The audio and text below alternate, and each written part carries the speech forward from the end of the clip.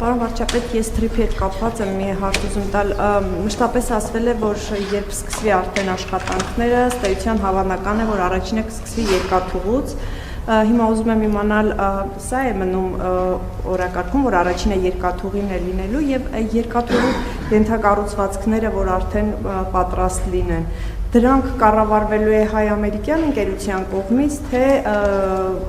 ռուսական ընկերությունն է կառավարելու, որը նաև ընդհանուր կառավարումն է Հայաստանում իրականացնում երկաթուղային ցանցի։ Որտեղ նկատի ունեք։ Թրիփի հատվածի։ Թրիփի հատվածը իհարկե թրիփ ընկերությունն է կառավարելու, այդտեղ ընդհանրապես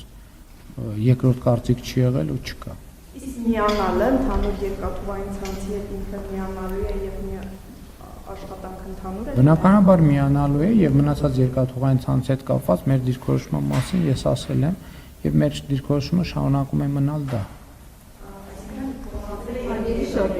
Այո։ Նորություն չկա։